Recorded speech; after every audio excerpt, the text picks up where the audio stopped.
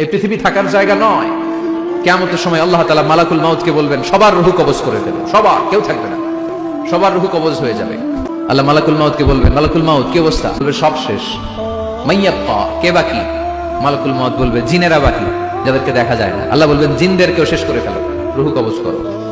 মালাকুল মাউত আজরাইল জিনদের রূহ কবজ করবে। আল্লাহ এবার জিজ্ঞেস করবে, ইয়া মালাকাল মাউত আখবিরনি মাইয়াব্বা, এবার বলো আর কে বাকি? মালাকুল মাউত বলবে, আল্লাহ মানুষগুলো সব শেষ, জিনগুলাও শেষ, এবার বাকি ইবলিস শয়তান, ইবলিসরেও শেষ করো, ইবলিসও শেষ। আল্লাহ আবার জিজ্ঞেস করবেন, ইয়া মালাকাল মাউতি মাইয়াব্বা, আর কে বেঁচে আছে বলো? মালাকুল মাউত বলবে, আল্লাহ আপনার কথা অনুযায়ী পৃথিবীর সব মানুষের রূহ কবজ করলাম, সব জিনদের রূহ কবজ করলাম, ইবলিসের রূহ কবজ করলাম, এখন আছে শুধু ফেরেশতা। আছে কারা? যাও ফেরেশতাদের রূহ কবজ করো, ফেরেশতাদের রূহ কবজ হয়ে যাবে। এবার আল্লাহ জিজ্ঞেস করবেন, ইয়া মালাকাল মাউত আখবিরনি মাইয়াব্বা। মালাকুল মাউত বলবে, আল্লাহ আপনার কথা মতো ধরে ধরে সব শেষ, ফেরেশতাও শেষ, চারজন ছাড়া, ইসরাফিল, জিব্রাইল, মিকাইল, আজরাইল। আল্লাহ এই চারজন আমরা বাকি। আল্লাহ বলবে, যাও ইযহাব ইনসালিক ইলা জিবরিল ওয়াকবাদ রূহা, জিব্রাইলের রূহ কবজ করো। ইযহাব ইলা ইসরাফিল ওয়াকবাদ রূহা, ইসরাফিলের রূহ কবজ করো। ইযহাব ইলা মিকাইল ওয়াকবাদ রূহা, রূহ কবজ করো। ওই তিন ফেরেশতাও শেষ।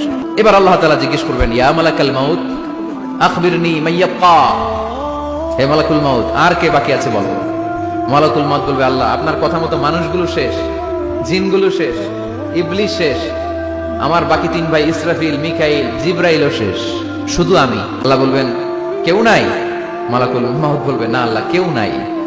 এবার আল্লাহ তাআলা বলবেন, মালাকুল মাউত তুমি তো সবাইরে মারছো, এবার তুমি মরো, এবার তুমি মরো, তুমি মরো। শোনার সাথে সাথে মালাকুল মাউতের কাঁপুনি ছুটে যাবে, খিঁচুনি এসে যাবে ভয়ে। আল্লাহ বলবেন, কাঁপুনি দিয়ে তো লাভ নাই, কারণ কুল্লু নাফসিন যায়িকাতুল। রব্বুল আলামিন বলবেন, মালাকুল মাউত কেঁদো না, এটাই দুনিয়ার বিধান, আমি আল্লাহর দেয়া বিধান, এটাই, জন্মালেই মরতে হয়। যাও জান্নাত জাহান্নামের মাঝখানে একটা জায়গা আছে, জায়গাটার নাম হলো আরাফ। এই আরাফের মধ্যখানে যে দাঁড়াও, ওখানে যে মালাকুল মাউত কাঁপতে থাকবে। মালাকুল মাউত বলবে, আল্লাহ সৃষ্টি শুরুতে যদি জানতাম, সৃষ্টি শুরুতে যদি জানতাম সবাইকে মৃত্যুদান করার পরে, রূহ কবজ করার পরে আমাকেও মরতে হবে, তাহলে এই কঠিন দায়িত্বের ব্যাপারে আপনার কাছে ক্ষমা চাইতাম। আজকে আমারও যে ভাগ্য বরণ করে নিতে হবে সৃষ্টির শুরুতে, আমি এটা কল্পনাই করতে পারিনি।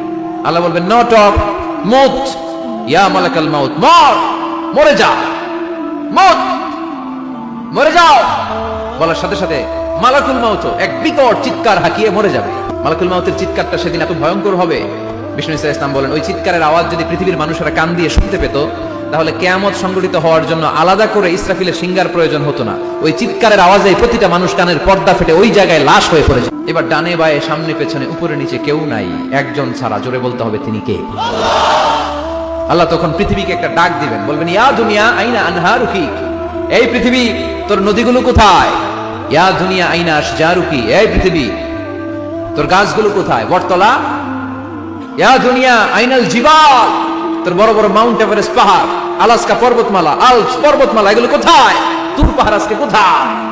ইয়া দুনিয়া আইনাল মুলুক, রাজা বাদশারা কোথায়, যারা ক্ষমতার দাপটে পা জমিনে ফেলতে চাইতো না? আইনাল জাবাবেরা, অত্যাচারী শরীর শাসকগুলো আজকে কোথায়? কোথায় আজকে? কোনো আওয়াজ নাই। আল্লাহ তখন হুঙ্কার দিয়ে বলবেন, লিমানিল মুলকুল ইয়াউম, who belongs the kingdom today. আল্লাহ চিৎকার দিয়ে বলবেন, আজকে ক্ষমতা কার? আওয়াজ করে বলেন, সেদিন ক্ষমতা কার?